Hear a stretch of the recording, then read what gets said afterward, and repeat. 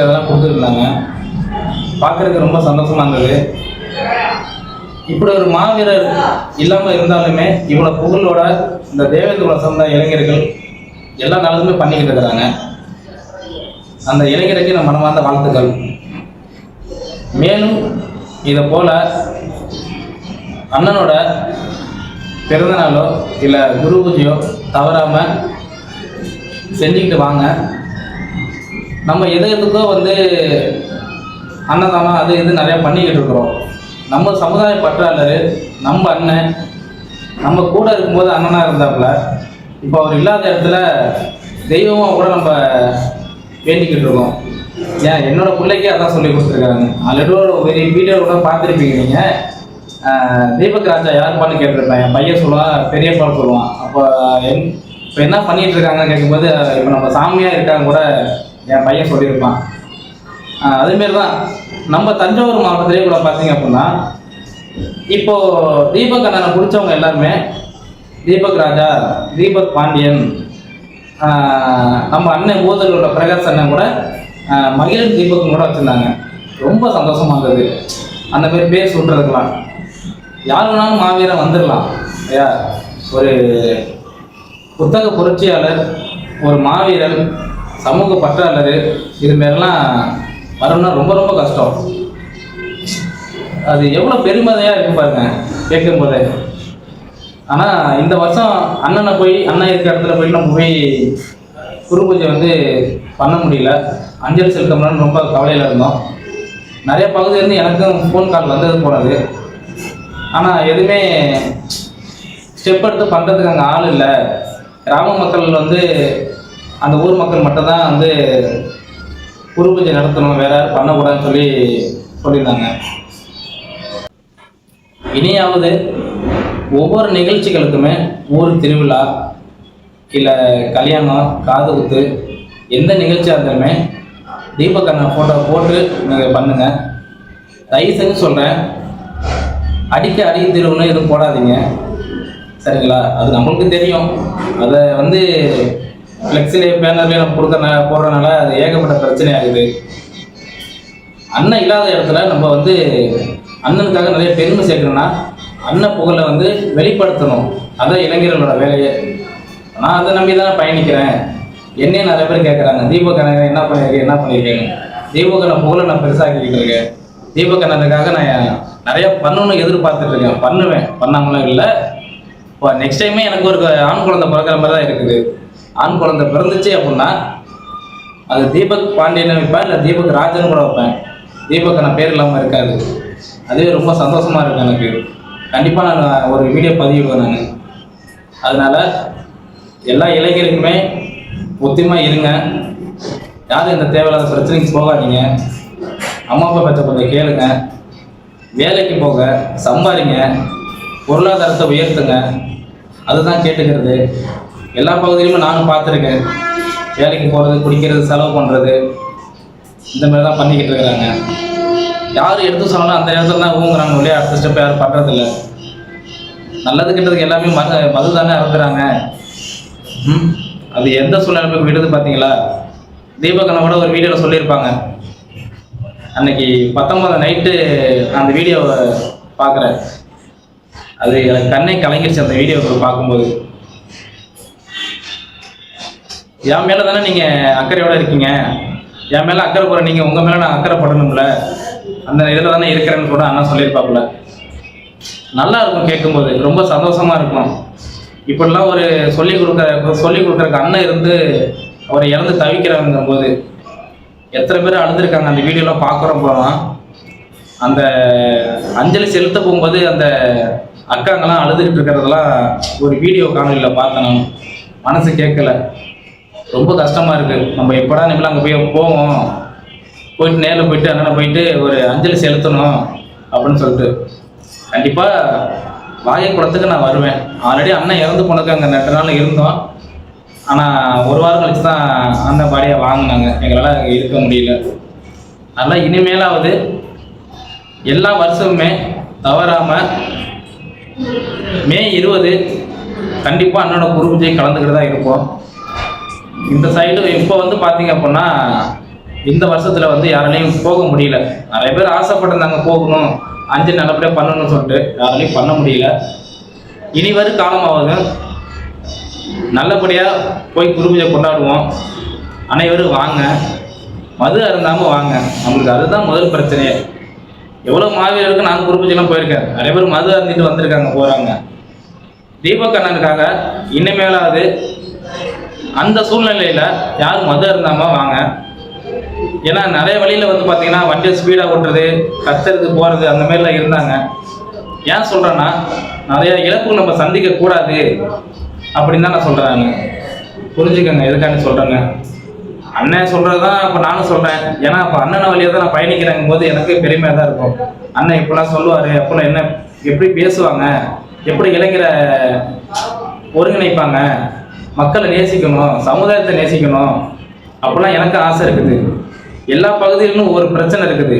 அதை கையெடுங்க, எடுத்து பேசுங்க, பயப்படாதீங்க. நீங்கள் ஒன்றும் மிரட்ட போகிறதில்ல, வெட்டிடுவேன் குத்திடுவேன் எங்களுக்கு அது செய்யுதுன்னு பண்ண. அரசியல் ரீதியாக முன்னேறுங்க, பிள்ளைங்களை படிக்க வைங்க, எதா இருந்தாலும் துணிஞ்சு கேளுங்க. கேட்கறனால ஒன்றும் தப்பு இல்லை, சரிங்களா? தெரிஞ்சுக்கோங்க, நிறைய விஷயம் தெரிஞ்சுக்கோங்க. தெரியாத இடத்துல போய் நின்று பேசுகிறாதான் இந்த மாதிரி நம்ம பேசுகிறோம், இப்போலாம் பண்ணக்கூடாதுன்னு சொல்லுவாங்க. இருந்தாலும் அப்போ ஒரு அனுபவமாக நம்ம கற்றுக்கலாங்களே, அது ஒரு அனுபவம் தானே. அதனால் எல்லாம் தயவு செஞ்சு எல்லா ஃபேமிலியிலுமே படிக்க வைங்க பிள்ளைங்களை. ஃபஸ்ட்டு எல்லாருமே சம்பாதிக்க வைங்க, பொருளாதாரம் முன்னேறணும். அண்ணன் சொல்கிறது மாதிரி தான், தனி நபர் முன்னேறினா தானே அந்த குடும்பம் முன்னேறும், அந்த கிராமம் முன்னேறும், அப்போ தானே சமுதாயம் முன்னேறும். அந்த பற்றை கொண்டுட்டு வாங்க. இனிமேலாவது எந்த நான் என்னை பொறுத்தளவுமே ஏதாவது ஒரு என்னால் ஒரு நல்லது பண்ண முடியுது அப்படின்னா அது அண்ணன் பேர் இல்லாமல் நான் பண்ண மாட்டேன் அப்படின்னு எனக்குள்ளே இருக்குது. ஏதோ ஒன்று என்னால் முடிஞ்ச வரைக்கும் ஒரு உதவி நான் பண்ணும்போது அந்த அண்ணன் பேரை வச்சு தான் நான் பண்ணணும் அப்படின்னு சொல்லிட்டு. இப்போ எனக்கு ஒரு சின்ன சின்ன கஷ்டம் வந்தால் கூட தீபக் அண்ணன் அப்படின்னு தான் எனக்கு நினைக்க தோணுது.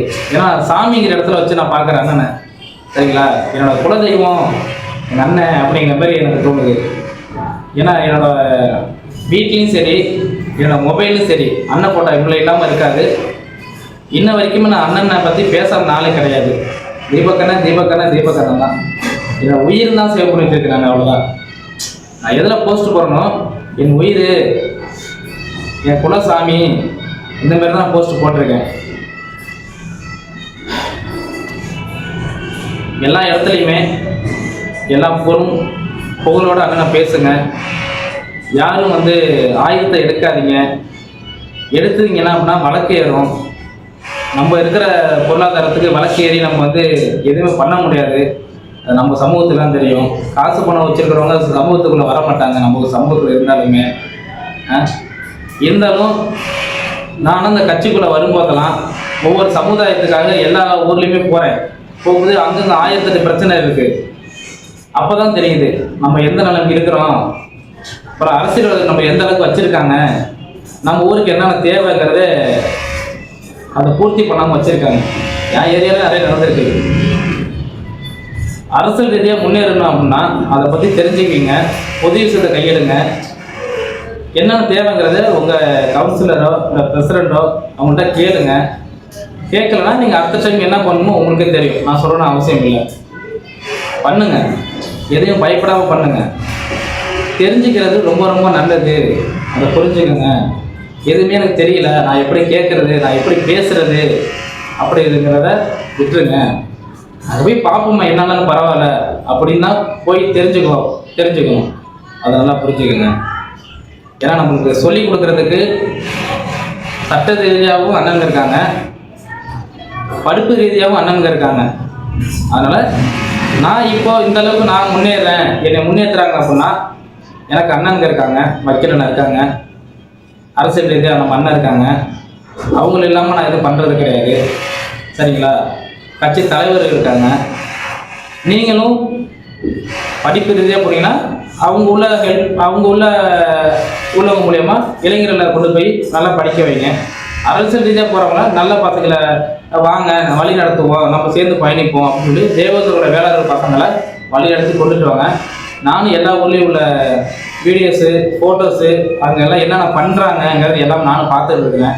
இப்போது போன வருஷம் இந்த வருஷம் நிறைய மாற்றங்கள் மாறி இருக்கு. இது மாறும்னு எனக்கு நம்பிக்கை இருக்குது. எல்லாமே ஒன்று இழந்தாதான் இன்னொன்று பெற முடியுங்கிற மாதிரி புரிஞ்சுக்கோங்க. நான் எதுக்கான சொல்கிறேன்னு, அண்ணனை இறந்துட்டாங்க போது அண்ணன் இறந்த வருஷத்தில் எவ்வளோதோ மாற்றங்கள் மாறி இருக்கு. கிட்டத்தட்ட நேற்று மட்டும் பார்த்தீங்கன்னா 100 பேருக்கு மேலே வந்து பிளட் டொனேஷன் கொடுத்துருக்காங்க. அது எவ்வளோ பெரிய விஷயம். இன்ன வரைக்கும் அதை யாராச்சும் நியூஸில் எடுத்து போட்டிருக்காங்களா? கிடையாது. நம்ம சமூகத்தை எடுத்து சொல்கிறதுக்கு யார் இருக்கா? யாருமே இல்லை. அன்னதானம் போட்டிருக்காங்க. அவங்கவுங்க அன்னதானம் போட்டவங்க, பிளட் டொனேஷன் கொடுத்தவங்க, அவங்க வீடியோ தான் எடுத்து அவங்க ஃபோனில் தான் பதிவிட்டு இருக்காங்க. தவிர இது எந்த ஒரு சேனல்லையும் கிடையாது, நியூஸ் பேப்பர்லையும் வர்றது கிடையாது. பார்த்துங்க. அப்போ எந்த அளவுக்கு நம்ம ஒதுக்கப்பட்டிருக்கோம் பார்த்துக்கோங்க. இனி வரும் காலமாவது வீடியோ எடுத்துக்கங்க. எந்த ஒரு பிரச்சனை இருந்தாலும் வீடியோ எடுத்துக்கங்க, ஆடியோ எடுத்துக்கங்க. எவிடன்ஸ் வேணும்னு நான் நிறைய டைம் வீடியோ சொல்லியிருக்கேன். உங்களுக்கு ஒரு பிரச்சனை வருது, ஒரு 5 பேருக்கு முன்னாடி நீங்கள் பேசுறீங்கன்னா ஒன்று யாராச்சும் வீடியோ எடுக்க சொல்லணும். இல்லைன்னா ஒரு ரெக்கார்ட் பண்ணி பாக்கெட்டில் தான் போட்டு வச்சுக்கணும். எதுக்குமே ஆதாரம் தேவை. ஃபஸ்ட்டு புரிஞ்சுக்கோங்க. ஆதாரம் இல்லாமல் ஒன்றும் பண்ண முடியாது. அதுக்கு என்ன ஆதாரம் தான் கேட்பாங்க. எதாக இருந்தாலும் இல்லை சாட்சிக்கு ஏதாச்சும் கூப்பிடுவாங்க. அதனால் எதுவும் பயப்படாமல் செய்யுங்க. எல்லா சூழ்நிலையுமே நீங்கள் எந்த வழியில் பயணிக்கிறீங்களோ அந்த வழிக்கு உங்களுக்கு ஹெல்ப் கண்டிப்பாக வரும். இப்போ நான் பண்ணுறப்பனா என்னை நம்பி நிறைய அண்ணனுங்க இருக்காங்க. தைரியமாக பண்ண ஸ்ரீதர், நீ சமூகத்துக்காண்டி நீ நல்லா பண்ணிக்கிட்டு இருக்க, அதுமாரி நீ என்கரேஜ் பண்ணுவாங்க. நானே தப்பாக ஏதாச்சும் பண்ணியிருந்தா கூட அவங்க என்னை திட்டாமல் கூட இதுமாரி பண்ணக்கூடாது அப்படின்னு சொல்லுவாங்க. நான் அதை அவங்க வீட்டில் நான் அது பண்ணுறதில்ல. அது எனக்கு பிடிக்காது. அண்ணனுங்க சொல்கிறத நான் கேட்பேன். நம்ம எதுவும் தப்பாக பண்ணிடக்கூடாதுன்னு. நம்ம சரியாக இருந்தால் தானே அவங்க நம்மளுக்கு பாதுகாப்பு கொடுப்பாங்க. இல்லை ஸ்ரீதர் பண்ணுறதே சரியில்லை, அவன் எனக்கு பிடிக்காது அப்படின்னு ஒரு விட்டுட்டு போயிடுவாங்க. அவங்கள்ட்ட 1-2 கலந்துக்கிட்டு இது மாதிரி பண்ணுறேன் போகிறேன் அப்படின்னு சொல்லிட்டோம்னா, நான் பண்ணு தம்பி, நல்ல விஷயம் தானே பண்ணுறேன் அப்படின்னு அவங்க எனக்கு வந்து என்கரேஜ் பண்ணுவாங்க. அவங்களும் இல்லாமல் நான் கிடையாது. சரிங்களா? பக்கத்துலேயே தேவேந்திர உள்ள சமுதாயம் நிறைய இருக்குது. இப்போ எங்கள் சைட்லேருந்து இளைஞர் என்ன எதிர்பார்க்குறோம் அப்படின்னா, எல்லாருமே பற்று இல்லாமல் நிறைய பேர் இருக்கிறாங்க. தீபக்கனை இறந்து போனதுக்கப்புறம் தஞ்சாவூர் டெல்டா சைட்லாம் தெரியுது அவர் எவ்வளோ பெரிய போராளி, என்னென்ன பண்ணியிருக்காங்க அப்படின்னு சொல்லிட்டு. சரிங்களா? எல்லா ஊருக்குமே போய் ஒரு 5 பேர் இருந்தாலே போதும். நம்ம சமூகத்தில் அவன் 5 பேர் தானே, அவனுக்கு கீழே ஒரு 50 பேரை தவிர்த்து வர மாட்டாங்களா? ஆளுக்கு ஒரு 10 பேர்னா கூட. அதுமாரி எல்லா ஊர்லேயும் போய் நாங்கள் பேச போகிறோம். தயாராக இருங்க, ஒற்றுமையாக இருங்க.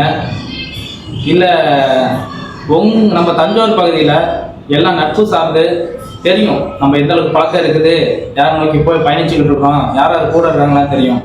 நாங்கள் சேர்ந்து கண்டிப்பாக வருவோம். சேர்ந்து எல்லாம் ஒத்துமையாக இருக்கிறதுன்னு பேசுவோம். நாளைக்கு அங்கே ஒரு பிரச்சனை நடக்குது அப்படின்னா இளைஞர் சேர்ந்து போய் நிற்போம், பிரச்சனை கையெடுப்போம். அது நல்லபடியாக முடிச்சு காட்டணும்னு நாங்கள் நினச்சிக்கிட்டு இருக்கோம். கண்டிப்பாக பண்ணுவோம். அதே போல் எல்லா மாவட்டத்துலேயும் இதுமாரி இளைஞர்கள் ஒவ்வொரு ஊருக்கு போயிட்டு அங்கே உள்ள உங்கள் ஃப்ரெண்ட்ஸ் சைட்லேருந்து நாங்கள் இதுமாரி எந்த பிரச்சனை கூப்பிடுங்க, நாங்கள் வரோம், ஒத்துழைப்பு கொடுக்குறோம் அப்படின்னு நீங்கள் ஒத்துமையாக இருந்தாலே எந்த பிரச்சனையும் வராது. இந்த பக்கத்தில் உள்ள கிராமங்கள்லாம் ஒத்துமையாக இருக்கிறாங்க, நாளைக்கு ஏதாவது பிரச்சனைனா ஒன்று சேர்ந்துருவாங்க. இந்த ஒரு பயம் மட்டும் இருந்தால் போதும். நம்ம சைட்லேருந்து ஒரு அரசியல் சைட்லேருந்து எந்த ஒரு பிரச்சனையும் நம்மளுக்கு இருக்காது. ஃபஸ்ட்டு 2026 எலெக்ஷன் வருது அப்படின்னா உங்கள் பகுதியில் யாரை ஜெயிக்க வைக்கலாம், யாரும் ஜெயிக்க வைக்கக்கூடாது நீங்கள் தீர்மானம் பண்ணுங்க. சரிங்களா? ஏன்னா எதுக்காண்டி சொல்கிறேன்னா, எங்கள் ஊரில் நிறைய நடக்குது. இனி வரும் காலமாவது நான் கரெக்டாக இருந்து அதை ஸ்டெப் எடுத்து பார்ப்பேங்கிறது எனக்கு இருக்குது. நான் தைரியமாக நின்று கேட்பேன். அதே போல் நீங்களும் கேட்டுக்குங்க, தெரிஞ்சுக்கங்க.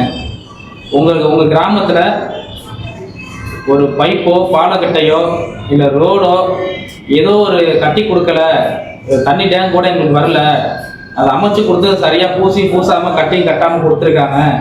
இந்த மேலே உங்களுக்கு தெரிஞ்சுன்னா ஃபோட்டோ எடுத்து வச்சுக்கோங்க. நீங்கள் பண்ணதை பாருங்கள், அது வீணாக போச்சு, இல்லை செய்யாமல் இருக்கீங்க, இதெல்லாம் தொழிஞ்சு கேளுங்க. கவுன்சிலரை தேர்ந்தெடுங்க, பிரசிடண்ட்டை தேர்ந்தெடுங்க. நாளைக்கு ஏதாச்சும் பிரச்சனைனா அவங்கள்ட்ட தைரியமாக கேளுங்க. கேட்காம இருக்கிறனால தான் அவங்க நிறையா நம்மளை ஏமாற்றிட்டு இருக்காங்க. அதை பற்றி தெளிவாக புரிஞ்சுக்கோங்க. நான் சொல்கிறது உங்களுக்கு நல்லா புரியும்னு நினைக்கிறேன்.